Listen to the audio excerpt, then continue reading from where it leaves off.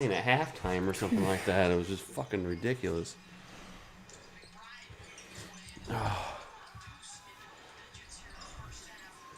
And it seems like most everyone on the Knicks got hurt within like the first 5 minutes of the game. Yeah.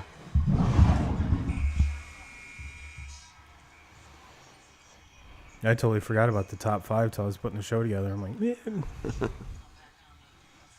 I just did through 2000. Mm-hmm.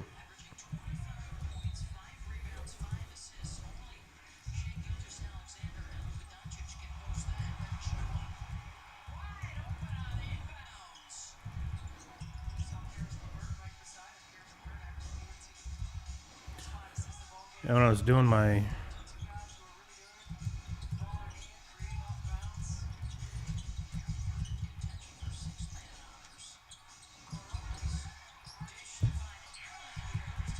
can't type and talk at the same time. But when I was doing my Twitter research, like I had no idea that I knew that Caleb Williams and like the top three guys weren't throwing in the combine. Mm-hmm.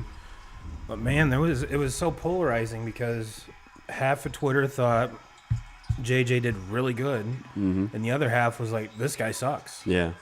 Well, there's so many haters on him just because he didn't throw the ball that much in college. Well, he didn't have to, and I'll save a lot of what I have to say for when we're live, but I think that him throwing and him doing what he did in the combine, and then there will be a pro day, did nothing but help him though with the other three not 100%. because I think He was the it's hottest pretty thing safe to going say there. that Caleb Williams is going number one. I don't think anybody's going to argue it. It's just a matter of especially two. now Justin Fields is going to be traded here. It sounds like, so that makes it obvious. But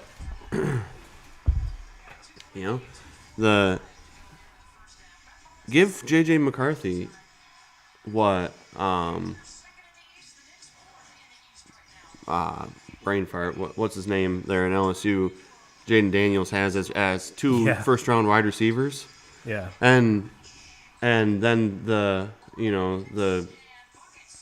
playing from behind all the time, constantly having to I mean we saw what McCarthy did when he played from behind against TCU last year, as far as the numbers go, where he's capable of throwing for 300 plus and throwing for multiple touchdowns in the game, but he never played from behind ever.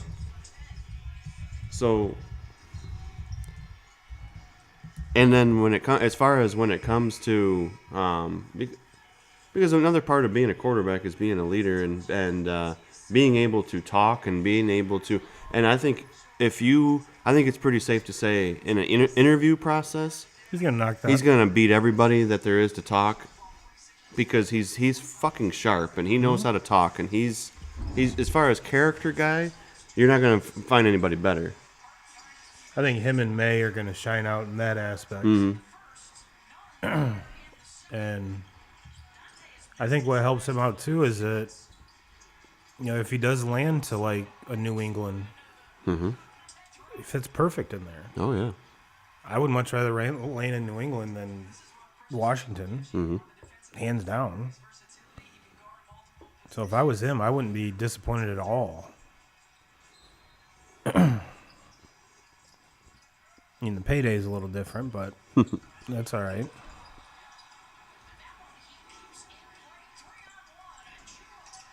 I figured we'd open up the show with the news, talk about Mort passing away. Yeah, that's sad. Wasn't he sick for a while? Yeah. That's what I thought. So it really shouldn't have come as a surprise. No, I don't think it was, and because seems like since he hadn't really been working. I mean, No. we haven't seen him on TV hardly at all, and that's the reason why. Yeah, and then when he did, he looked like he was a bag of bones. Yeah, yep. And talk about Caitlin Clark. Did you see the tweet that I sent you from PFT? Has top scorers in NCAA history, Caitlin Clark, Pete Maravich, LeBron James tied for last. Oh, I did see that actually. Yeah, I didn't know it was from him. Yeah. He's honestly the best part of that show. Yeah. Big Cat's a doofus. Mm-hmm. Yeah. Everyone else is just a chucklehead on there, but he actually knows his shit.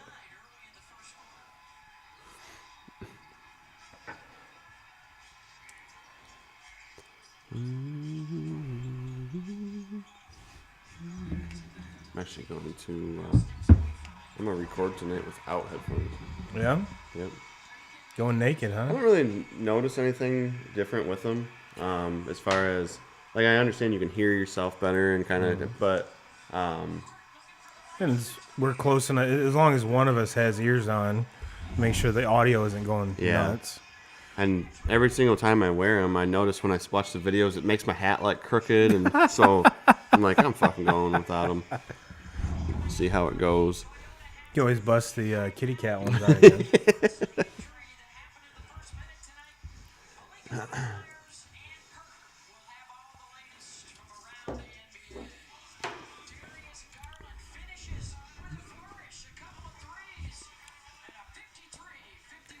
Is it just me or that I haven't been paying that close of attention? But is there not really that number one overall guy to go in the NBA draft this year? There's not a Zion. There's not a which I'm sure there's not another Wemby out there because he's 101. But no, I don't even think there's not a set in stone guy at number one. No. And that sucks because it's probably going to be the year where Pistons are going to obviously have the best chance at getting it. Yeah. No shit. I brought He's that better up. than anybody they got. Yeah. And I mean, I know it's a stretch. I know it'll never happen. But is it possible?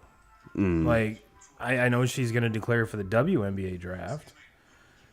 And I have a feeling monetarily she's not hurting. But I have a feeling going number one overall in the NBA draft is a lot more lucrative than going number one overall in the WNBA draft. Granted, they're probably going to be very similar geographically. Indianapolis to... 2 minutes. Yeah.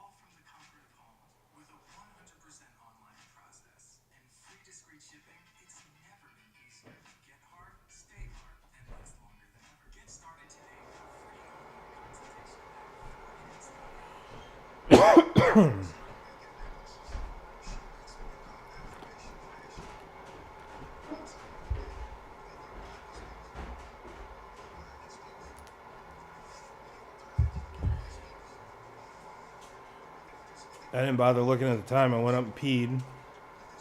Just got back down here and you text me and I'm like, oh shit. This wasn't a good plan.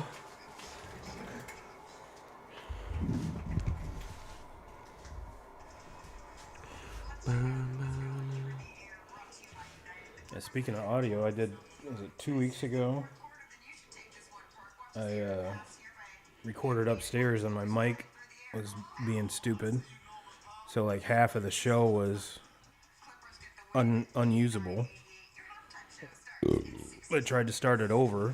Well, not start it over, but I fixed it and then was like, well, let's kind of recap what I just talked about. And I just really wasn't having it. Yeah, the mock draft for the NBA, the first 3 picks are all foreign.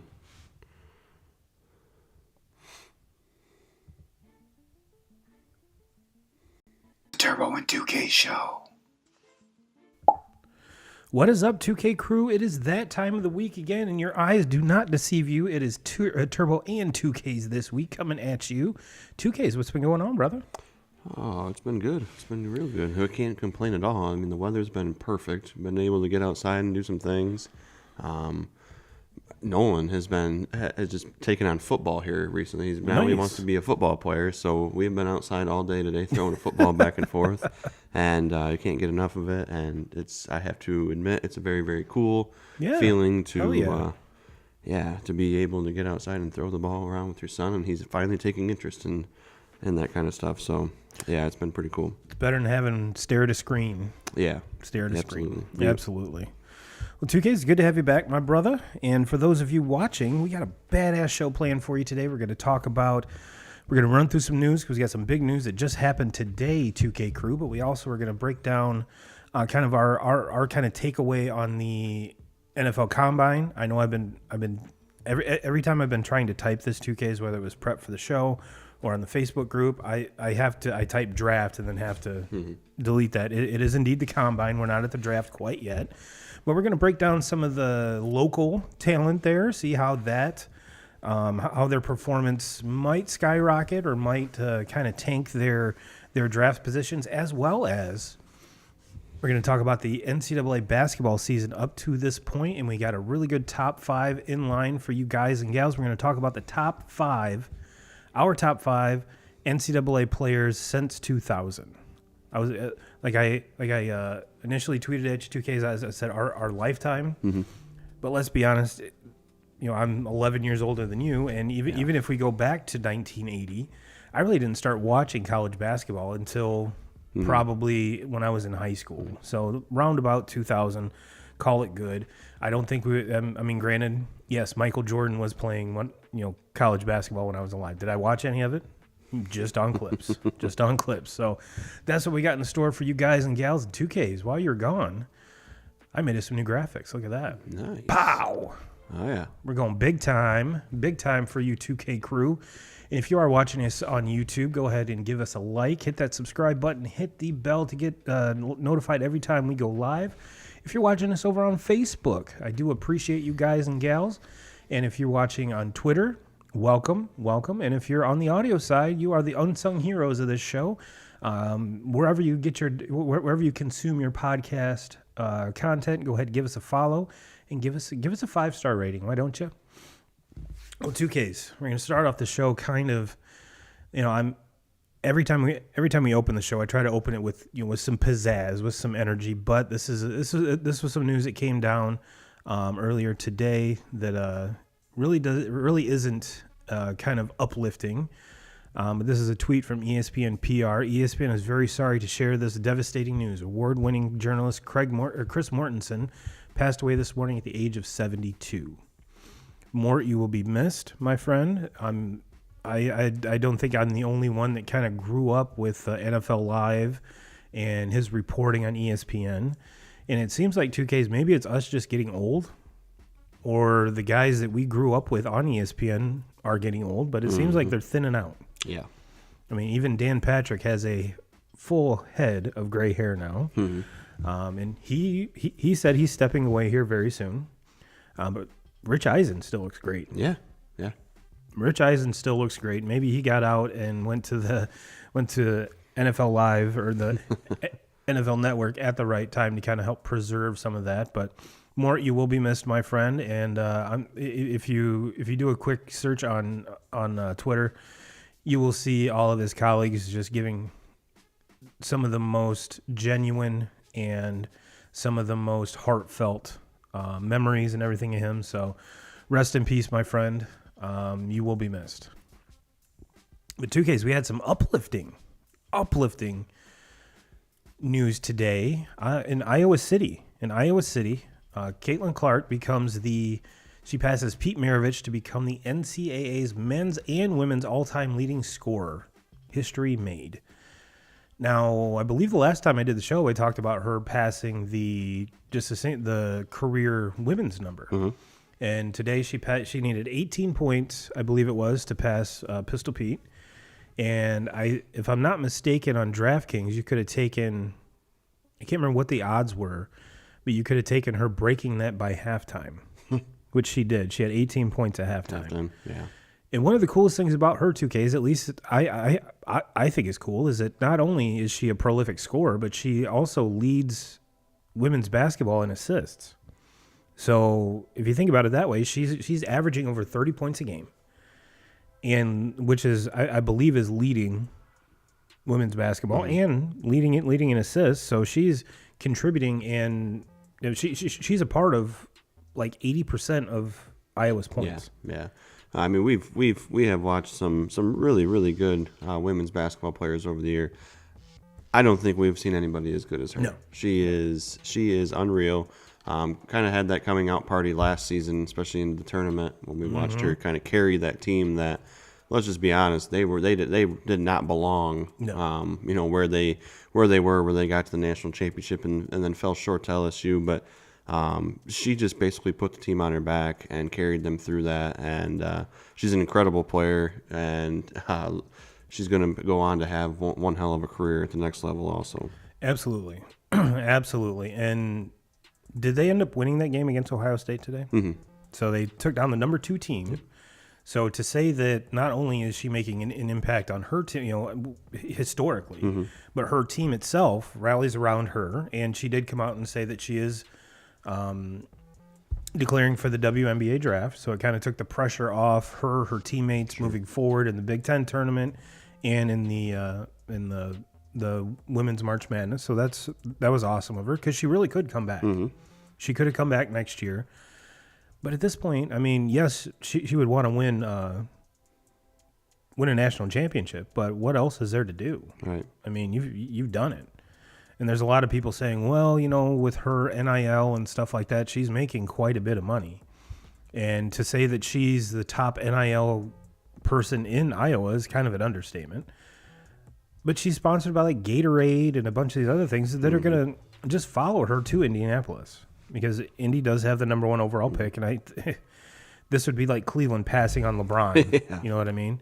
So, yeah, it's pretty much a no-brainer. She is going to be in Indianapolis, which going from Iowa to Indy isn't really that much of a culture shock, so that's pretty cool. But speaking of LeBron, this was a tweet from PFT commentator over all-time leading scorers in college basketball. Number 1, Caitlin Clark. Number 2, Pete Maravich. Tied for last, LeBron James. And like you and I are talking, like you and I were chatting before the show started, he is the best part of that show. Yeah. So he is. For those of you who don't know, he's part of the Pardon My Take crew, and sometimes that can be kind of a hard watch, hard listen. But he brings it, and I do thoroughly enjoy his commentary there. And local news tidbit here, 2Ks, our one and only Gabby Allen. Yeah. State runner-up. So kudos to her. Congratulations. I'm sure this is like the second or third time. Fourth time. And I mean, I could be wrong on this, but I'm pretty sure it's 4 and the same opponent all 4 times. Oh, yeah. So yeah. So it's just incredible. I mean, to both of these young girls, like it just. To get there 4 times, and obviously I know for Gabby would love to have one of those, but you can't take anything away from her 4 times, and then to get there is that's an incredible thing to so definitely don't hang your head. There's a lot to be proud of there, and I can promise there's an entire community that's proud of her for that. 125%. So kudos to you. Kudos to Coach Adams and all the crew over there. And speaking of wrestling, that youth wrestling thing that they got going on in Marcellus, damn, those kids are bringing home hardware. It seems like every week. There is. There's that wrestling program in Marcellus is going to be very good for a long time. Yes. That's what it looks like. Was that My Way? Is that what it's called? Yep. Yeah, that's what I thought. So kudos to everyone involved. I'm very proud of each and every one of you. Keep it up. And Gabby, if nothing else, you've set a standard that all the other wrestlers behind you will look to at least match, if not exceed. So, and you've paved the way, and it really can be done out of little podunk Marcellus, Michigan. So kudos to you. Kudos to you. Well, 2Ks, let's jump into the combine here. I do have a couple little tidbits here before I want to get your input on a couple of things here. This is from John. I'm going to butcher his name, Frascatella, whatever it is, at Legend Sports 7. Let's put it that way. Do Caleb Williams, Drake May, and Jaden Daniels understand what they've done by not participating in the draft combine? Number 1 point. J.J. McCarthy is now being talked about as a top 3 pick. Number 2, Bo Nix is now being talked about as a possible first-round pick. Number 3, did they possibly open up a scenario where 6 quarterbacks get selected in the first round, including Michael Penix Jr.? Number 4, they indirectly boosted the draft stock of sleeper Joe Milton, which if you watched any of the videos, that dude has a cannon. Has a cannon. And it says, sit back and watch other people take your spots. I don't agree with that. I mean, these three, it's safe to say that these three that did not participate in this combine, they're all going to get drafted in the first round. There's going to be, I think there's at least 5 quarterbacks drafted in the first round of this draft. I think there's a good chance that there's 6. But I think there's 5 that are definite locks. There's so many teams. Look across the NFL. There's so many teams that need a quarterback. And last I heard, you need to have a quarterback if you're going to win in the NFL. Yeah, so a good one. There's a lot of teams that don't have them. There's a lot of quarterbacks available. You got to look into the seasons after this too. You got next season. There's not really a quarterback that's being talked about right now that could be potentially, someone that's going to be going early in the draft next year. You look to the year after that. Really nobody we're talking about yet there either. Normally, when you get to this point, you're talking about 2 or 3 guys the next season, 2 or 3 guys that are up and coming. We don't have that. So I think for a lot of teams, the pressure's on. You got to go and get yourself a quarterback. I look at teams, there's the obvious ones. We know the Bears are going to take one of these quarterbacks. Yep. That's obvious. We know Washington's going to take a quarterback. That to me is obvious. The Giants, we know they're going to take a quarterback. That's obvious. But then you look at other situations. What are the Vikings going to do? Yep. What's going to happen with the Falcons? I know there's some rumors out there that might be the Bears, trade, potential trade here is with the Falcons. So that kind of puts them out on it. I already mentioned the Vikings, Seahawks. They're going to have to do something at quarterback. I think it's safe to say, Geno Smith is not the guy. Vegas to do that. Yes, Vegas, New England. Yes. I mean, the list goes on. Yeah, so to me, there's 5 quarterbacks at least that are all going in the first round.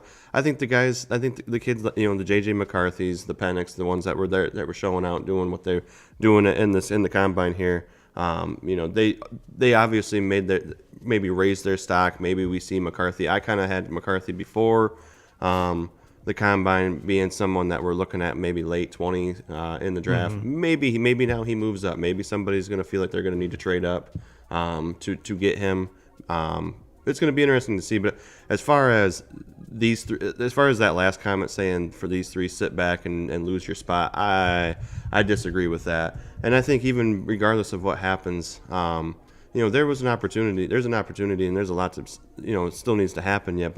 But there's probably a lot of teams even before this combine that had J.J. McCarthy higher on their list than they had Jaden Daniels. Absolutely. To me, Caleb Williams and Drake May have kind of separated themselves from the field. I would be shocked if anybody goes before those 2. But after that, I know Jaden Daniels is a Heisman and huge numbers. But when you're a team that's constantly playing from behind, and you have 2 first-round wide receivers on your team, like your numbers are obviously going to be huge. And then when you start talking, if you're going to compare like a Michael Penix to him, like I personally thought Michael Penix was the Heisman. I did too. We should get votes. If I had a Heisman vote and I was voting on it, Michael Penix would have been my Heisman Trophy winner. Me too. Jaden Daniels, all that was it was a Brian Kelly offense where you're basically just padding stats. You're playing from behind all the time. That defense was a fucking atrocious. Horrible. And then there's a lot of people that just tear into J.J. McCarthy and his numbers because they just simply didn't throw the ball. Well, if any of you guys watch Michigan this season, you'd realize they never were behind. No.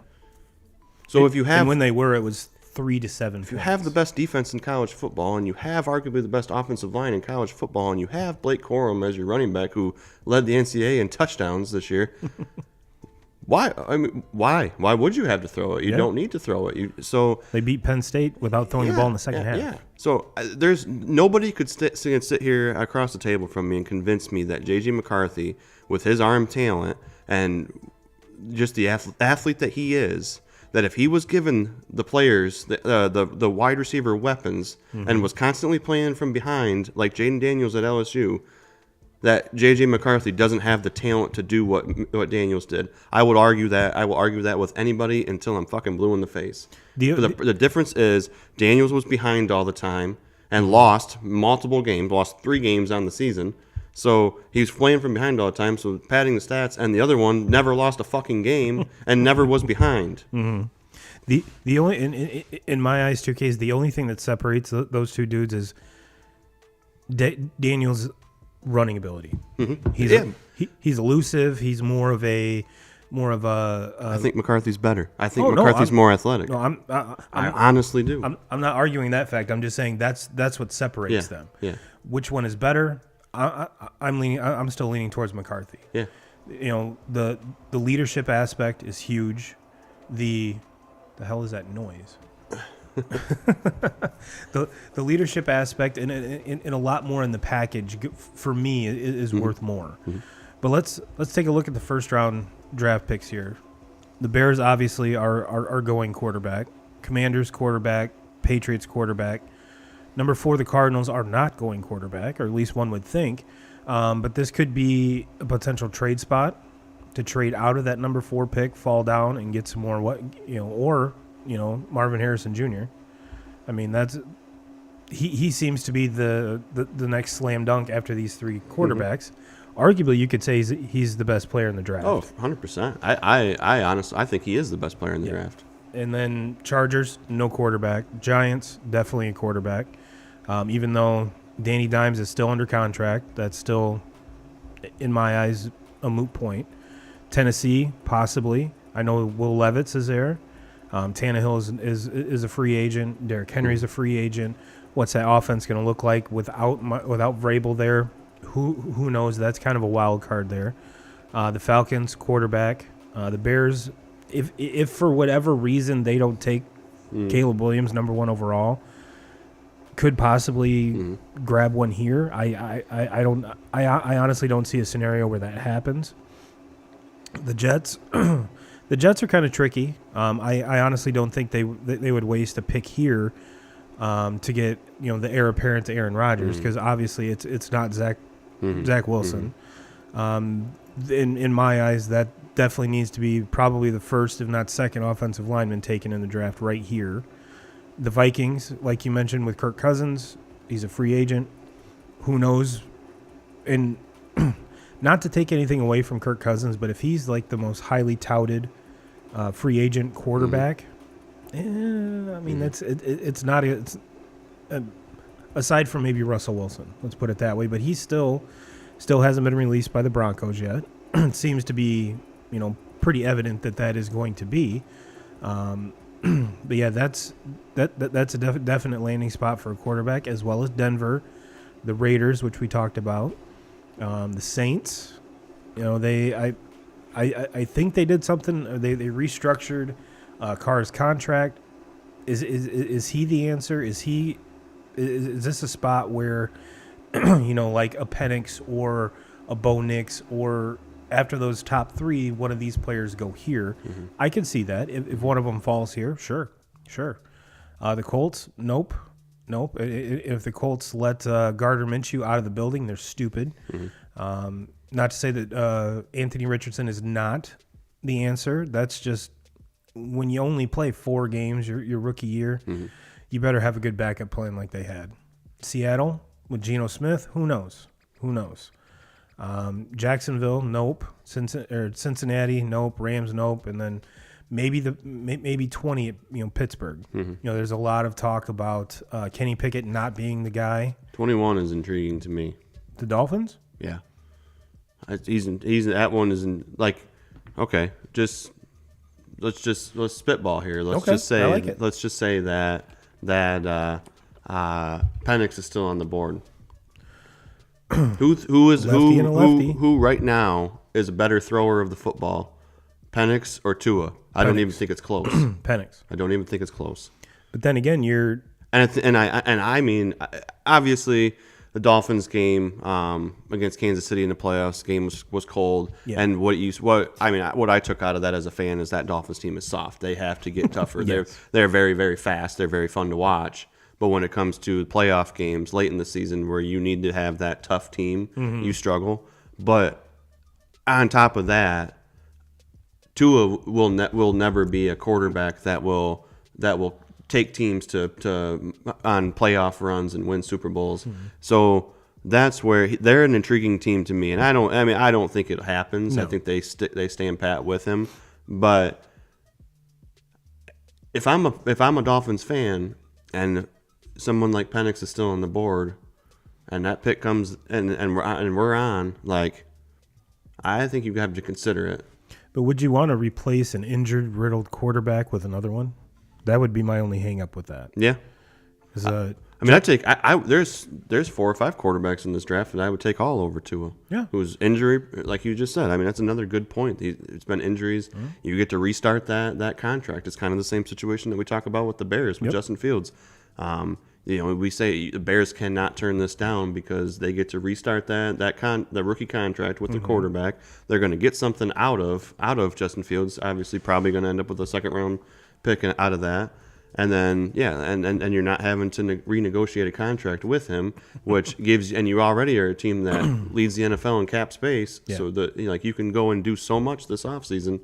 And so that's what I say with the Dolphins. Like, man, if you have an opportunity at a quarterback, you have to step back and say, like, we're really, really good. We have a shit ton of talent. We have a shit ton of speed. Our defense needs to get tougher. Yeah. But our defense was improved. They were better last year. But you have to sit back and kind of evaluate your own team and say, man, we're not very good at quarterback. John Clemick says Tua got a mushy head.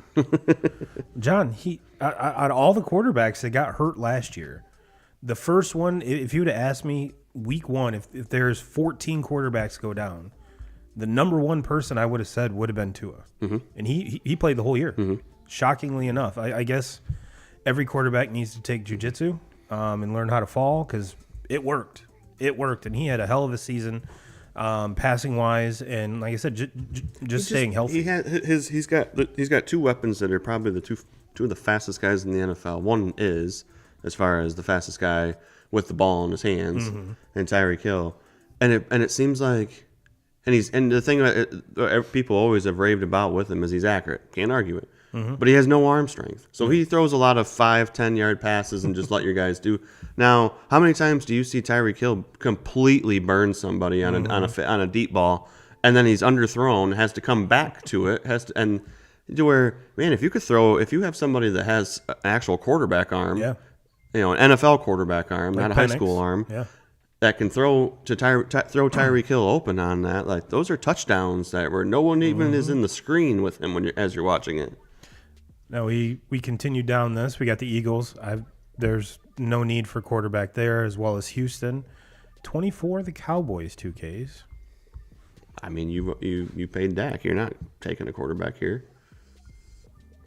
If Penix or any of those guys fall right here, do you really think? The thing the reason I brought it up is everyone blames Dak for these losses. Yeah. Everyone does, but 3 weeks before, 2 weeks before that playoff loss, Dak was in the MVP conversation. And Jerry loves him. I mean, that's well documented. Look, I don't think that when I talk about Tua and how I don't think he's ever going to be a quarterback that's going to get you to Super Bowls, I don't think Dak's ever going to do it either. No. He's not that guy. But you paid him. Yeah. You're not going to change it now. And when you look back at the loss last season in the playoffs, they're like, okay, you can say Dak wasn't good. He wasn't. That defense was fucking horrible. Mm-hmm. They were terrible that day. Like, there was so many other things. It seems like once Diggs went down, that defense went to shit. Yep. And that, yes, he is a very good player, but you look at the names on that side of the ball, for them to be that bad, that has nothing to do with Dak. To me, I guess for Dallas' sake, like I hope that Dallas I think their offensive line is still going to be really good. Tyron Smith is, I think there's a good chance he's not going to be there. That's going to be a huge loss. They did cut loss for ties him. with him. Did they cut ties officially with him? Yep. So I knew that we kind of figured that was going to happen. That's going to be a huge loss. Another also a lineman that's mid to upper 30s. Didn't have a whole lot of time left, so I'm pretty sure he blocked for Emmitt Smith. Yeah, I mean it breaks my heart because he's one of the best Dallas offensive linemen ever. He's one of the best offensive linemen ever. So, but at the same time, you have to kind of just look into the future more and just say that he didn't have a whole lot of. There's not many miles left on that body, so I can understand not paying him. And even as big as he is, I'm pretty sure there's not more real estate to put braces. Right. I mean, that dude is braced all to hell. But offense should still be good. Their offensive line's still going to be fine. They still have weapon at receiver. To me, with them, what I want to see him do is I want to see him go after one of these running backs. You go after Saquon, you go after Derrick Henry, and add that. And then because if you can get the running game going and go back to like when Zeke was in his first couple seasons where you're really, really run heavy and not have to put the fucking ball in Dak's hands all the time to win games. Just let Dak be a serviceable quarterback, and that's fine. I mean, we look at San Francisco. They get to the Super Bowl. They're not trying to make Brock Purdy do too much. No. Brock Purdy just needed to go out and take care of the ball, not turn it over, and when he was asked to make plays, be able to make those throws. Mm-hmm. And he did it phenomenally. I mean, shit, we were talking. He was in the MVP talk conversation also. But what do they have? They have Christian McCaffrey. Mm-hmm. I tell you. You have a running back at that caliber. You have a Derrick Henry. You have a Saquon Barkley. You have Christian McCaffrey. That quarterback job all of a sudden gets way easier. And so to me, you get have him on to, the cheap too. Yes, and so to me, as a Dallas fan, you have to sit back and say, okay, we have Dak. We've paid him. We're not going to take anybody else. But we have to also admit to ourselves, Dak's not going to be the guy that's going to. We're not going to get to the promised land riding off of Dak's coattails. No, we have to go out and get whatever we can to make his job easier. That's go out and get one of these running backs. I'm talking Derrick Henry, Saquon Barkley, somebody that you can feed the rock to 25 times in a game. Maybe not in the regular season, but when you get to the playoffs, somebody that you can feed the fucking rock to 25 times and take the ball out of Dak's hands. And another receiver to help CeeDee Lamb in this probably the deepest wide receiver class we've seen in years. But John says Dallas dropped an O-lineman, quarterback health, Pollard is unrestricted too.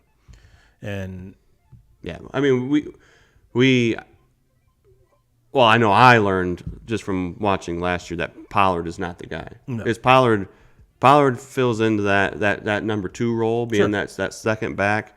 Phenomenally. He is great at that. He was great running behind Zeke. And I shouldn't even say those last couple of years he wasn't necessarily behind Zeke. He was just running with Zeke. Complimenting. Yes.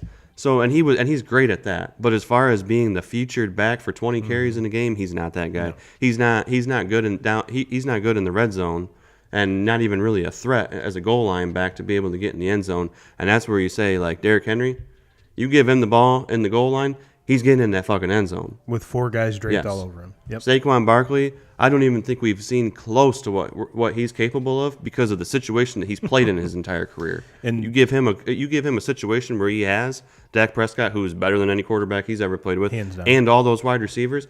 Dallas fucking third wide receiver would be the number 1 guy on the New York Giants team. That's how bad those wide receivers have been for years and years. Like, that team's fucking terrible. And out of all 3 of the guys we've just talked about, Tony Pollard, Derrick Henry, Saquon Barkley. Saquon can do similar things that Christian McCaffrey can do. He's a great receiver out of the backfield. He's obviously a great runner, and he's proved that he can stay healthy. Where those couple years he was banged up a lot, and he would be the one I would target before Derrick Henry. But with Derrick Henry's resume, it's kind of hard to be like, well, and if you look at the offensive lines that both those dudes have had, not very prolific at all. No. At all. So if you put them in a really good situation, they're going to flourish. And it's going to be and never had, I mean, like, look at Derrick Henry. Like, obviously it scares me a little bit with Henry because he's older. He's older and he's got, there's a lot of miles on that guy. Tennessee rode him to what they You were. got Tannehill's a quarterback. You But kinda have to. how many fucking 7, 8 boxes did guys in the box did All he of see? He never played. Tannehill wasn't gonna fucking throw dimes on, and they didn't. I mean, up 1 or 2 years of AJ Brown was the best receiver they had, but even when they had him, still Tannehill wasn't throwing the ball all over the place. Before that, Marcus Mariota, he wasn't throwing the ball. No. So there's a lot of situations where defenses were just keying on Derrick Henry alone, and he they was still couldn't still stop fucking rushing for $150 on you and two touchdowns. touchdowns. Yeah, like the guy just incredible.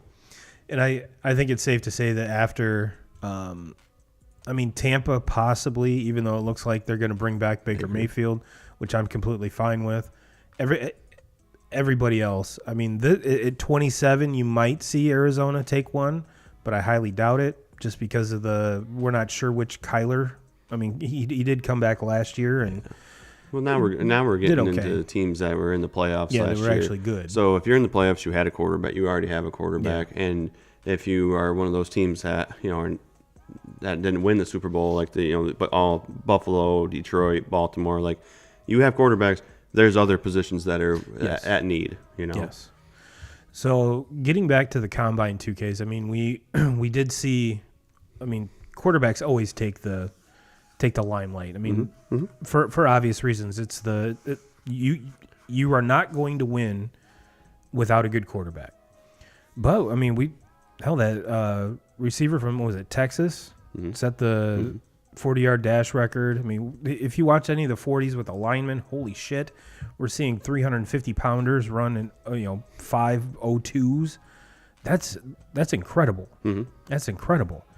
And the good part is no one pulled a Chris Jones and their dick fell out. That is, yeah. Which is good for everybody. Yeah, especially the kids. Yeah, because especially the kids that are over there tuning in. We don't need a Drake situation at the combine. That is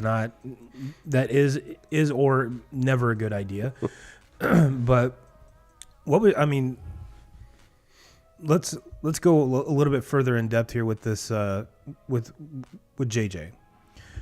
When I was perusing Twitter to kind of prep for the show, there was half of Twitter was like, oh my gosh, this guy is, we saw he could possibly sneak up in to be the number 3 pick. And then there's the other half of Twitter that was like, this guy's terrible. He throws a deep ball like even worse than Lamar Jackson. And so many tweets that were like, well, McCarthy's really, really upset because there's not a handoff drill. These are all, and these aren't just from like haters. It's, maybe some of them were, but there was a lot of guys that were boots on the ground at the draft. Two polarizing points of view. Everyone was head over heels for what Bo Nix was able to do. Everyone was very, very content with, or content's not the right word, excited about what Michael Penix did. And now maybe it was in even the there was another one too. Joe Milton. And with his crazy deep ball and everything else, and it's like, all right, well, I honestly do think that this draft is going to be very deep for quarterbacks. And do you think I know which side you're going to go on, and I'm on that side too, but beside hate, what would you say that why would there be two very different points of view? Because you're talking about McCarthy, right? Yeah. Because he was never asked to throw. He was never, there was never a game that Michigan had to ask McCarthy to just throw themselves into a win. He had the best. He was always played with the best defense, and if they weren't the best, they were a top 5 defense in college football. This last season, coming off of a national championship, I think it's pretty safe to say they had the best. Then they have a top tier offensive line, and you have Blake Corum as your running back. And then your number 1 receiver. Now, and this is the one thing that I wish people would fucking grasp, but I guess things are kind of tough for some people. Their number 1 wide receiver that he had was very, very fast, very talented, but let's not forget that he's about 5'7", And talking about, I'm having a brain fart on his name right now, but he never had a receiver that was The like, tight ends were basically. yeah, his tight ends were his. A sophomore tight end this season is his number one target. Probably his go-to guy, the guy that he was the most comfortable with as far as needing big plays and big situations, need a first down on a third and long or something. But it's just like he didn't have shit. You imagine if he had, and I was saying this at the beginning. Imagine if he had the two wide receivers that Jaden Daniels has at LSU, and is playing being behind. I mean, there's only one game in the entire time that McCarthy was at Michigan where he played from behind, and that you have to go back into the playoff last season where they're coming back against TCU. Threw for over 300, threw for 3 touchdowns. Yeah. He can throw the ball. There's no question he can make the throws. He can do what he needs to do on that side of it. He was never asked to do it. So people, the haters out there that look at him, they're like, well, all he did was hand the ball off. Yeah, that sounds like a pretty fucking good, well-coached team to me. If you just do what you take to win the game. They never changed their identity. They never allowed an opponent to change who they were. They just stayed the same fucking steady Eddie, and they just handed out fucking spankings week in and week out is all that they did. Name another college team that did that, because all the other teams changed their identity. All the other teams played down. Well, all we heard about going into the national championship week was Michael Penix, how good he was. Man, that defense made him look like shit that game. Yeah, they did. I lost a lot of money. There was never a time where anybody made McCarthy look like shit. Hammering his over, that's for sure. So, and the thing, I guess the deep ball thing, I don't know what anybody's saying about that. I watched it, and I watched him throw a deep ball fucking 65 yards.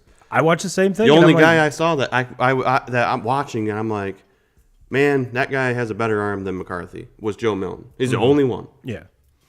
And Milton look at him. He's a fucking freak. The guy's going to throw the ball really, really hard.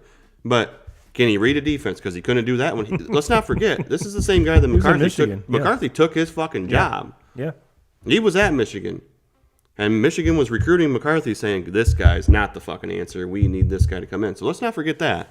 So do I think that Milton is a quarterback that's going to be drafted in the first or second round of this draft? No. I do not think so. I think he's a middle round guy. You take a flyer pick on him. He's not Anthony Richardson. No. Anthony Richardson can do things with his feet. Milton can't do that. Milton's got a very, very strong arm. There's a lot of guys out there that can throw the football really, really far. It's can you do everything else? And then the other thing too, where I think McCarthy is just going to blow people out of the fucking water. Well, I don't even think it's not even a think. I know, and because we've already seen it just this week in his interviews. That kid can step into a room and is going to impress everybody just because of the character that he is. Yeah. And I'm not saying that these other guys are not high character guys, but when McCarthy's given the time to talk, and somebody just he is like. I understand it. I'm biased. I'm a Michigan fan. I'm always going to be positive with them. But, like, the things that he says, my fucking doorbell going off. The things that when he starts talking post-game, pre-game, anything interview with him, like, I don't give a fuck who you are, how much you hate Michigan. You have to be like, man, that kid's fucking impressive. Mm-hmm. And I'm in that camp. Yeah. Now, we need to address some comments here, 2Ks, because there are some folks that aren't in that camp. Sure. So let me read these off. They're from two individuals. One is John Clemick, who we've been chatting with. He says, "Oh, I'm a hater, but in what world is JJ a first-round quarterback?" He goes on to say, "He Dilfered himself into a championship." Now, John, I really have to disagree with you on that one. Yeah. And he's a first-round quarterback because there's fucking 5 or 6 teams that need one. Yeah. Yep. And from your buddy Cody Braisman, he says he made the throws when he had Ronnie Bell, and he said plus his completion percentage for the first 6 weeks was above 70%. I mean that's pretty good. That's pretty good. And Cody totally agrees with you. He says every world. So and John, please don't take any of this with disrespect. You know a lot about football. You are one of my boys. I think your Notre Dame, you might be a little biased here because JJ is a very good player. That is not saying that I'm cheating. Cheating on my Notre Dame faithful. But like if I'm a Notre Dame fan, I'm thinking, man, I wish I had him as my quarterback. Mm-hmm. Yeah. And the other thing too that you can't forget, like, however he did it, and like I understand he handed the ball off way more than all these other quarterbacks that we're talking about. But the fucker got W's at better than any of these guys that we're talking about. And at the end of the day, I think I know for me personally, like, I compare players by wins and losses. Mm-hmm. Like, that's what makes you great when you win. Yeah. Yeah. If you're a winner, and something to be said about, as bad as Michigan was, this was a program that was bad. Like, they were fucking terrible. Yes. We wanted a COVID year. We wanted Jim Harbaugh out. And then the next thing you know, and I understand there was 1 year of McNamara before McCarthy takes over as a starter, but I know for me personally and most Michigan fans, we said that year, like, McCarthy's the better quarterback. Mm-hmm. McNamara is just the upperclassman that Harbaugh just trusts a little bit more right now. But come sophomore year, there's no question who's going to take over there. But there's something to be said about 26-1 as the starting quarterback at the University of Michigan when they were bad when he walked onto that campus. And one thing I think too that separates JJ from any one of the other quarterbacks is he played a more pro style offense at Michigan. Mm-hmm. He played under center, where I guarantee Michael Penix didn't play under center. Mm-hmm. I mean, Caleb Williams never played under center. Caleb Williams was just heaving the ball around, which doing very well at it. And you look at, and now granted, before I get a lot of hate here, I know that the NFL is opening up. I know that most quarterbacks don't go under center nearly as much as they used to. But you look at the top teams, and even take Buffalo. Take Buffalo, for instance. Josh Allen never gets under center. Mm-hmm. Their running game is atrocious. What is always their biggest heel? What they flounder in games when they shouldn't because they can't run the ball. Because, and I'm not saying Josh Allen can't do it. I'm just saying they don't do it. Mm-hmm. And you look at Mahomes. Mahomes gets under center a lot. Jalen Hurts gets under center a lot. Mm-hmm. I have a feeling you're going to see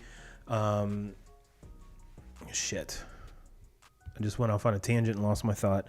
You're going to see the Chargers. Yeah, I have a very good feeling that Harbaugh's going to bring some sort of that offense to the Chargers. Mm-hmm. And you're going to see Justin Herbert under center a lot more. Mm-hmm. Now, granted, I know last year he couldn't do it because of his broken fingers, plural. But there is a point where you have to do that. And all the great quarterbacks before have done this. So I think that is a major just plus for him that he does. There's no teaching. There's no teaching the footwork. It's already there. Mm-hmm. It's already there. So to have that leg up, in my opinion, is what separates him from all the other guys. But like I said, there is the top three. I'm not going to argue that JJ belongs in the top three because I think those are already set.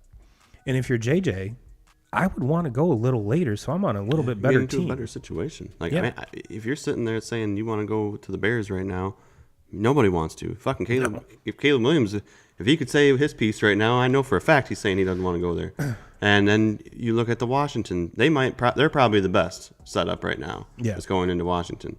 And then the Patriots. Fuck, I don't want to go there. No, like that is a terrible situation to go into right now. But I don't know. I still don't think. Like, I think that there is. I think J.J. McCarthy could get into that top three. I don't think he can get into the top two. I think the two are locked. Yeah, I will say that. But Jaden Daniels has not done. He put up buco huge numbers at LSU. Mm-hmm. Sure, he was behind all the time. It was a perfect situation for him. He had two guys that we're going to see. One's going to be a top 10 pick, and the other one's probably going to be a top 20 pick as his two receivers. And he played from behind all the time, and in a very, very pass-heavy Brian Kelly offense. And where that where that offense was in Notre Dame, I have no idea. Well, but one of the things he said was, if I can get a Heisman winner at quarterback, I can win a national title. Yeah. That didn't. No, sorry about it. John said, "Haha, nope. Best O-line, best defense in college football." Kind of hard to argue that, but yeah, for sure. And so I mean, like, are we supposed to knock the quarterback because he came from a program where everything was good? Like, what the fuck? I don't understand. Like, you can't be a top tier quarterback unless you throw it all over the place. And then the other thing too is, like, we're ripping on JJ McCarthy, and I know the reason why is because people around here, if you're not a Michigan fan, you're going to hate. I mean, I'm a Michigan fan, and if Notre Dame had the spotlight, like, I'd probably be hating too. So I understand it. If Ohio State has the spotlight, I'm hating on that shit too. So I understand how that goes. But like, I haven't heard anybody talk about Caleb Williams in the season that he had this year. Like, and everybody's just like, he's number one, and including myself. I'm like, he's number one, but he was fucking terrible this year. It all comes down to he reminds folks most of Patrick Mahomes. It's the upside. You see the upside. But you have to see the upside with McCarthy, too. And the other thing, and this is where I get another thing I say with McCarthy before I go Penix or before I go Nix or any of those guys. You got to look at the age. Yeah. Two of them are 25, 26 years old. McCarthy's 21. That's a big deal. That was going to be the next, and Cody pointed that out. He said, and Cody, if you actually accepted the thing on Facebook, I could bring your name up, douchebag. But he says, how young JJ is. Perfect. He asked, did JJ run a 40? I don't know. He didn't. I don't know. There's your answer. And I think that he said and who knows? I mean, their agents are telling them what is best and what's not best for them, and I think a lot of things when it comes to this, it kind of becomes you save things. Mm-hmm. So Michigan will have a pro day, and it'll be closer to the draft. And I think you save some things so that way you can kind of, you pull out a 40 which I think McCarthy's going to shock a lot of fucking people when the 40 numbers come out. And so you pull that out 2-3 days, a week before the draft. Then it's not something, you don't want to give people too much time on that. So I think that's all kind of strategic, the way they work things around the combine and the draft, especially with quarterbacks. But no, you're going to see his 40 time before the draft starts. And look, I don't think the 40 is that huge of, of a thing. But I mean, the way that these NFL offenses are built now, like mobile quarterbacks and quarterbacks that can drop it and run it, are a big deal. And there's no question that this kid can. He's an athlete. He's going to shock some people when it comes to that. Cody also said Harbaugh is trading Herbert to Chicago for the number 1 pick and taking JJ. He said he would be the first quarterback and then taking Marvin Harrison Jr. at 5. All McCarthy does is win. Yeah, and John said Denbrock made Kelly look really good. Yes, he did. Cody also says that he bet JJ's 40 is sub 4.5. Yep, I agree. I can see that. Well, 2Ks, let's jump into talk a little college hoops here. Now, I think I'll say this just as the last thing. Out of all those 6 quarterbacks that we've talked about that are all potentially could go in the first round, I bet McCarthy will have the fastest 40. Yeah. I never really, with Caleb Williams, I don't think I ever really saw him. They really didn't do Caleb Williams is very elusive. Yeah. It's the being able, the kind of Mahomes thing. So you can do, just crazy things like that and extend plays. But as far as just strictly athlete and just fast, I think speed wise, I think McCarthy would get him. We'll see. We're gonna see. I mean, who knows? Caleb Williams might not do shit because the only thing he's showed me in the last year or so is he's definitely not a competitor. So, crying on the sideline, really. But he puts up big numbers, and according to most of these experts that you see tweeting on the draft and the combine, it's those don't matter. It's just about throwing the ball a lot. Yeah, a lot. Well, 2K, speaking of college hoops, I did a little preview last week and was tooting UConn pretty heavy. Then they go out and get it was 2 weeks ago, sorry. And what do? They go out and just get trounced by, I think it was Creighton.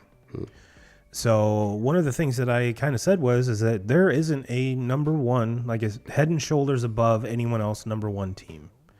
There just really isn't this year. Is that okay? Yeah. Is it going to make brackets really exciting? Absolutely. This is not the year that you're going to see a perfect bracket. I guarantee it. No, I guarantee it.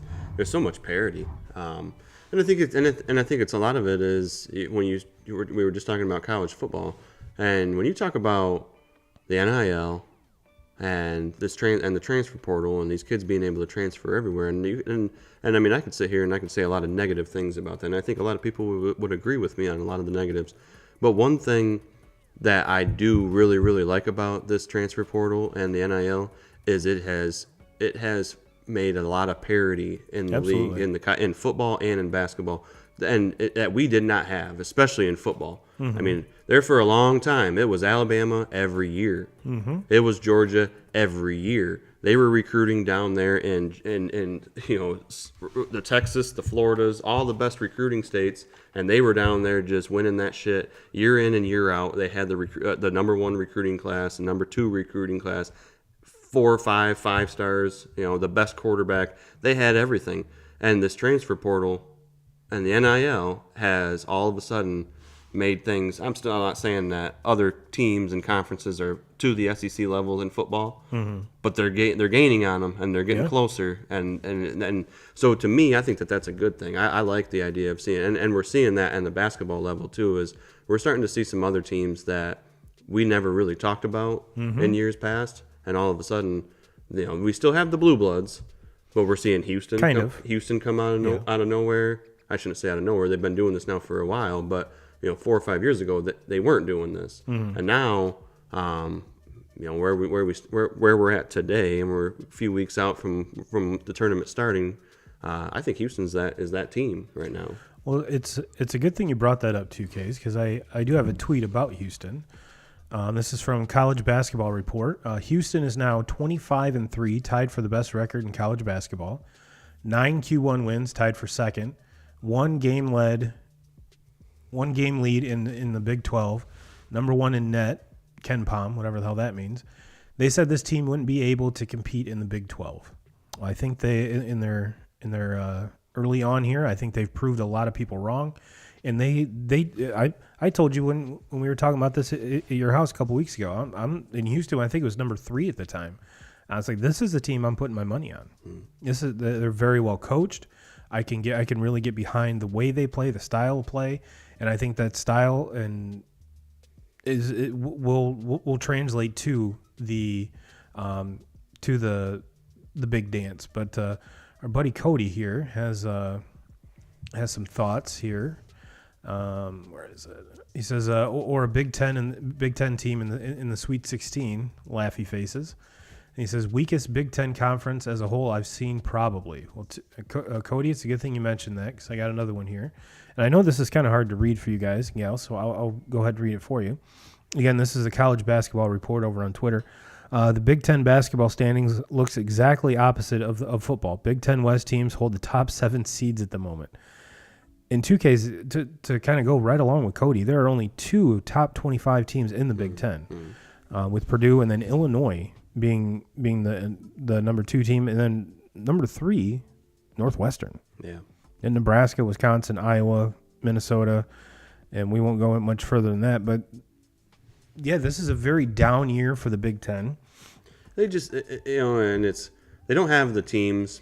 I mean, I do think that Illinois is really, really good. I think Purdue's obviously really, really good, but I don't trust them. Nope. What have they done in recent years in the tournament? Wreck every fucking bracket I take them in. Yes. So nobody in the nation trusts them. I do think that Illinois is really, really good, though, and I think Illinois is set up to where they could go on a little bit of a run in tournament play. They very, very good offensive team, and then can also flat out defend too. And then the rest of the Big Ten, I mean, not the rest, but there's about 4 or 5 teams that I think are pretty good teams. I'm not saying they're teams that are going to make Final Four runs or anything like that, but pretty good teams. But it's kind of the same story of every year with the Big Ten. Is they just beat each other up. Mm-hmm. They beat each other up, and this year they're not as good. They're not as top heavy as they've been in other years where you have 6, 7 teams that are top 25, and they still are beating each other up. This year you have really 2, maybe 3 teams that are really good, and then the rest of them. But that conference is just different from every other conference. I don't know what it is.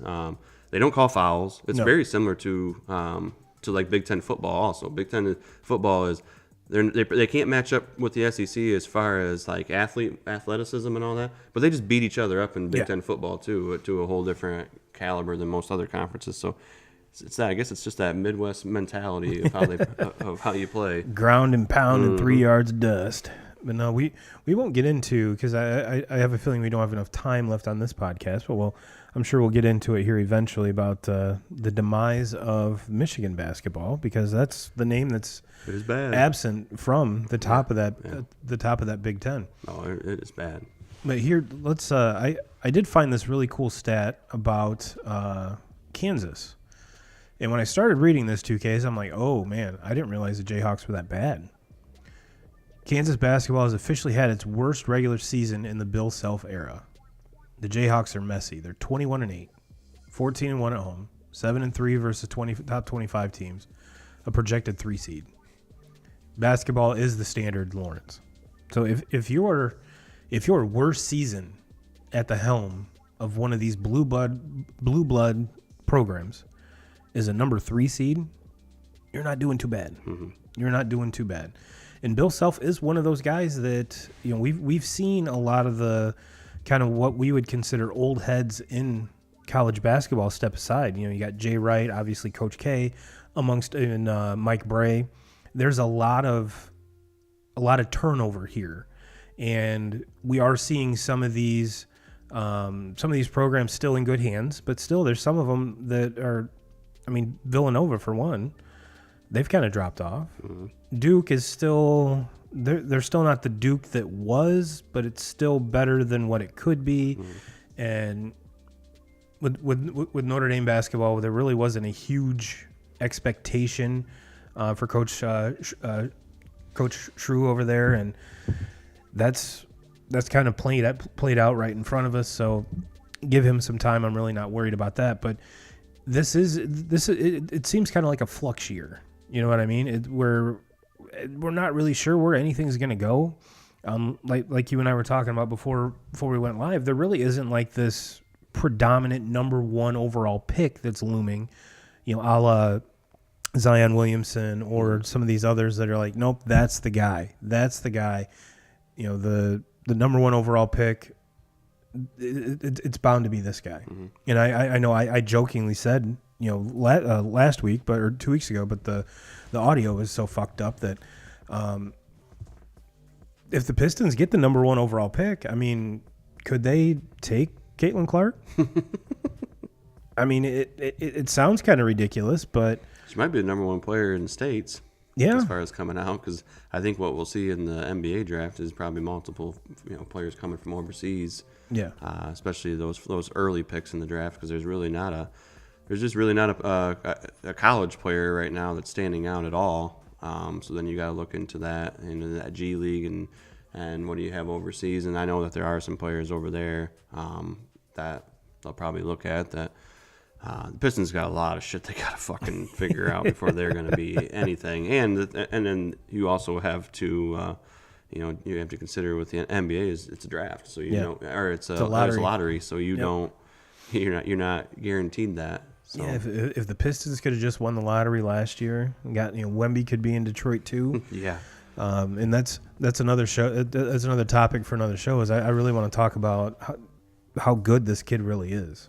Oh my God! And there are so many people hating on him and the Spurs and how terrible this team is, and it's like, yeah, the team sucks. There's a reason why they were number 1. Well, he's just so he's very, very skilled. So I'm not trying to say what I'm about to say, because he does have a lot of skill. But he's still so raw. Oh, yeah. And he hasn't even grown into his body yet. And defensively, he's amazing because he's just so long, lanky. He's going to block shots. He's like, what do you do against that? And he can finger roll from he the can basically three-point defend line. the 3-point line from the block. So it's just like he's incredible, and he's only going to continue to get better. Yes. He's so young. He's going to fill it in that. He's going to start to fill that frame out. He's going to get better at offensively, where he can do more things with the ball in his hand. He's already a pretty damn good shooter. He's got so much. Like the sky is the limit for him. It's going to be very fun to watch here these next few years. Cody pipes in and says Dickinson hurt himself leaving Michigan. I don't think so, because that Michigan team's terrible. Well, and so the Dickinson thing was, It was money. it's obvious it was money. And he came out on a podcast and just flat out said it. And so I respect that. He just said Kansas was willing to offer me. Basically, the way the numbers fell, it was basically going to be $1 million more. And he said, "Look, my game does not translate to the pros. I'm never going to be someone that can stick in the NBA and make money that way. So at the college level, if I have the opportunity to go get my bag, I have to go. I have to take that now." And he still has the Michigan degree. I mean, so he's. I don't think either way he stays at Michigan. I think it's safe to say if he stays in Michigan, he has bigger numbers than what he has this year. Yeah, he's the only one there. But yeah, that Michigan team is bad. So I don't think he's putting up crazy numbers. He never really had a draft stock. I mean, look, last year the dude was scoring 18, 19 points a game and had over 10 rebounds a game, and nobody was even considering him in the draft. So he tested that. He went and looked and did the research and was seeing where thought he was going to fit or where he was going to be drafted in that draft. And the answer basically was, you're not going to be drafted. So he came back. He goes to Kansas. He's got an opportunity. I don't think Kansas is good enough to win a national championship. They're obviously going to be in the tournament, though, and they're probably going to be a 2 or a 3 seed. So he's going to have an opportunity, unlike what he would have had if he stayed at Michigan, as far as to win. But as far as if you're talking about him leaving hurt his draft stock, I don't think there was ever any draft stock to begin with. He goes on to say Baycott sucks this year. And is this Armando Baycott's like 8th year? Yeah. I mean, he says he had all the talk last year. No one else is taking advantage. And he also said, talking about Dickinson leaving, he said loyal to reasons, personally. So, and I get that. The Dickinson leaving kind of hurt Michigan just because of some of the other. So Caleb Love was supposed to be going there, from North Carolina, who ended up in Arizona, probably the best player on that Arizona team right now. He was transferring to Michigan. When the Dickinson news came out, he also decided that he was not going to go to Michigan. He left also, so that hurts. And then you also have Terrence Shannon, who was committed to Michigan as through the transfer portal. He elects to go to Illinois instead when all that came down, and Terrence Shannon is probably a top 2 or 3 player in all the Big Ten at Illinois right now. So the Dickinson leaving kind of hurt Michigan, and not just in the Dickinson, it hurt them as a whole. Of some of these other transfer players that were committed to go there, but once they got once the news come out of Dickinson leaving, they both decided that they were out on that too. So it's always going to be that the what if season. Because obviously if you have those 3, you're going to be a really good team. But I'm not even going to get too deep right now into the Michigan thing, because I need a couple hours to talk on that one, to talk about how just how fucking bad that situation is right now.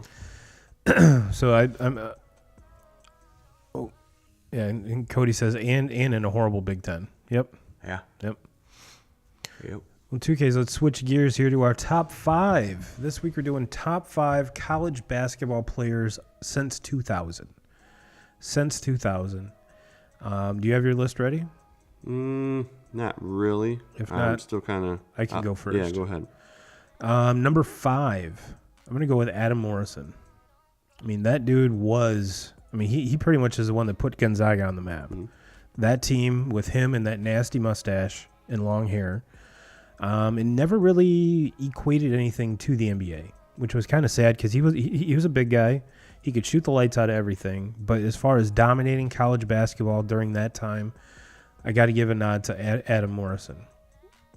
Number 4, again, game never really translated to the NBA, but had a huge impact on I believe it was multiple March Madnesses, was Jimmer Fredette. Mm-hmm. I mean, he came out of nowhere. I leading up to that, I had no idea who this kid was. Mm-hmm. And then next thing you know, he's a household name. And, yeah, great shooter. That was number 4. Number 3, sticking with the shooters, give me J.J. Redick.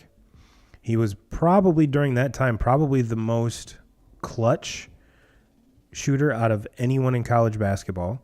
Got to give a nod to him. Number 2, I got to go Steph Curry, because he, probably leading up to and since then, Davidson has never been anything. So without him, Davidson never really does anything. But yet we got to see a little preamble of what is come to fruition now in the NBA. But even then, there was a lot of people that were like, this guy sucks. Mm-hmm. I mean, he doesn't suck, but his body, there's no way he's going to be able to ever compete in the NBA. He's too small. He's too small. He's too this. He's too that. Well, I think he's quieted those critics quite well. And then number 1, I have to agree with Cody, Melo. Yeah. Melo in Syracuse. Yeah. The only thing, and I almost put him at number 2 just because he was only there for 1 year, but his dominance and his just ability to just ball out, and he was one and done and got a chip out of it. So, and again, he didn't make Syracuse all that. I mean, he didn't make the name, but he was in a long line of greatness, and probably was, I'm not even gonna say probably, he was the best player to come out of there. Mm-hmm. And so yeah, that is my top 5. Let's take a look at what Cody was saying here. He said Melo number 1, nothing else matters. He says love watching Redick at Duke. I did and I didn't, because I was a Duke hater at that point. I've come to love J.J. Redick now as an announcer and as a commentator. But yeah, dude, it's one of those, he was so good I didn't like him. Yeah. And when you play for Duke, you kind of have to, that comes with the territory. Mm-hmm. You know what I mean? Especially when Coach K was there, it was, it's kind of like the Yankees or the Cowboys, mm-hmm. or even Notre Dame. Either you love them or you hate them. Sure. And the reason you hate them is because they win a lot. Mm-hmm. And that was the reason why I wasn't a big fan of Mr. Redick during his playing days. Cody also says Steph looked like a cancer patient in those Davidson threads, all baggy as shit. Yes, he did. It seemed like his head was so tiny. Like, does your head grow? Well, Barry Bonds answered that, but I'm pretty sure Steph didn't do what Barry did to get his head to grow. But 2Ks, what is your number 5? So I went back and forth because you said you had Adam Morrison at number 5, and I had one guy that I was kind of back and forth with him on, and I'm going to go with the other one, just because at the time Gonzaga was not what Gonzaga is today. So mm-hmm. Gonzaga, I'm a firm believer that Adam Morrison kind of created that. Yes. Adam Morrison and Mark Few mm-hmm. are the two that kind of created the Gonzaga, where that's what it just seems like basketball all of a sudden became cool. And when Adam Morrison was there, you have a guy with this fucking long ass hair, looks a dirty homeless. mustache, socks, and he just like created the basketball. But I'm gonna leave him off. He's gonna be my number 6, and I'm leaving him off for this Honorable guy. Mention. Another smaller school that you don't talk about a whole lot. And the only reason I go with this guy is because he just was a flat out fucking shooter of the basketball. Really had no size at all. Coming from BYU, and I'm gonna go Jimmer Fredette. Mm-hmm. It was just insane watching him. You would watch him, and he just was putting up like 30 every night, similar to what Morrison was doing. Mm-hmm. Carried a team that had no fucking business being in the tournament, got him to the tournament. Never really went on to do anything in the NBA, but as far as just a college basketball player, mm-hmm. dude's fucking numbers are insane. I agree. Number 4, I'm going to go J.J. Redick too. To me, probably the second best player, college basketball player I've seen at Duke. Just flat out. Well, he'll be later on my list. Second best player that I've seen at Duke in my time. dude could just flat out shoot the rock, just a flat out scoring machine. So yeah, I have him at number 4. Number 3, I'm gonna go. This one's tough because I'm with you on the Melo thing, but I almost want to leave Melo out because I want this guy, and my top 2 are not changing. So I'm gonna leave Melo out and another just to make another one interesting. And look, bold strategy. I think what Melo did in that year at Syracuse was awesome. Obviously, led into a national championship, and so probably if I was just making my list without hearing your guys's, I probably would have Melo on there over this guy. But I'm just going to be different. I'm going to say Kevin Durant, another guy that we only saw for 1 year at Texas, but just fucking insane, insane college basketball player, and then went on to have a better NBA career than what Melo has had. I think it's safe to say that. You're talking about a guy that potentially could be a top 10 all-time NBA basketball player with and Durant. again, there was a ton of people saying he was too small. Yeah. He was too small. Number 2, this goes to my Duke player, Jason Williams. Mm-hmm. Jason Williams was insane, and if it wasn't for a terrible motorcycle accident right after he gets drafted, that's the unfortunate thing with him is it'll always be the kind of the what if story if he would have been able to go on and have that NBA career, because him at Duke, now I understand he played with some really good teammates, but those teams would not have even been close to the success that they had if it wasn't for him. Just an amazing player. And then number 1, and I do not like this guy. It's almost like if you're talking about best college football player of all time, Tim Tebow's got to be in that. And Tim Tebow's in it, and I can't argue it, but I don't like him. I'm not all this diehard. And so for me, you have to go North Carolina. You have to go Tyler Hansbrough. Mm-hmm. The numbers don't lie. The numbers are incredible. He's another one that the guy played his entire career out there, and so obviously the numbers do nothing but get bigger. But he was just a fucking winner. Every team he played on, dunker won. Of a basketball in basketball history. But he just was a winner, and every single game, 20-some points, over 10 rebounds. He did all the dirty work. Like, he was just that. As far as a college teammate, he's the guy that you want on your team. Nobody wants to do all the shit that he's doing. No. But if you're going to be a team that's going to win for as many games as what those teams won, you need that guy, and he was that guy. And to me, I think he's the best college basketball player that I've ever seen. And in all honesty, and I'm not saying skill, I'm just saying basketball player, winner.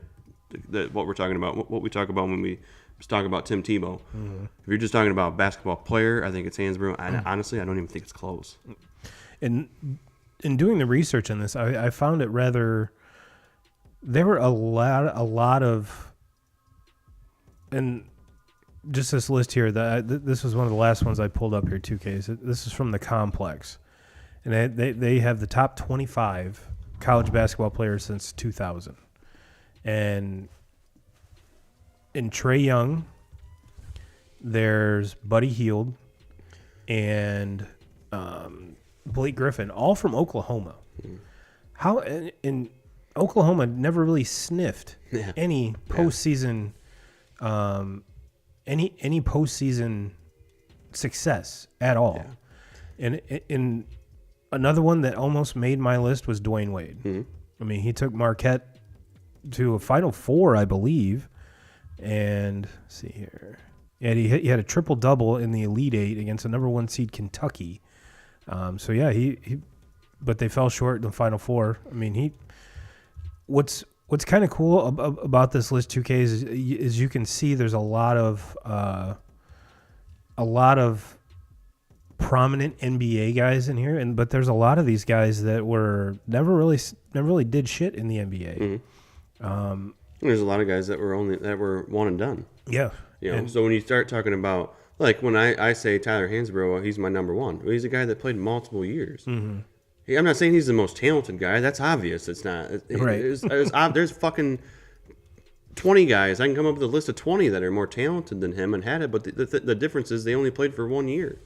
Cody says the Brow honorable mention. Yep, Anthony Davis had a very, very great college career. One that probably won't get a whole lot of love is Kemba Walker. Mm-hmm. That was when the Big East was loaded. Yeah, and I remember one of those tournaments where he just took the whole tournament over. Not a game, the whole tournament over. So to say that, this is kind of a loaded, past 25 years, I think, yeah, absolutely. And Shane Battier hated him.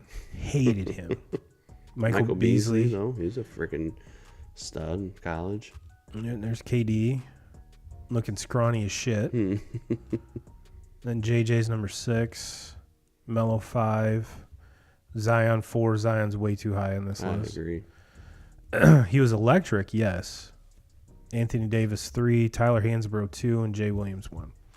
So yeah, it was a very interesting list to kind of go down and see and walk down memory lane a little bit. But Cody says good list, boys. Well, thank you. Oh, he mentions one that isn't even on the list. What was I can't even Noah. Joakim Noah.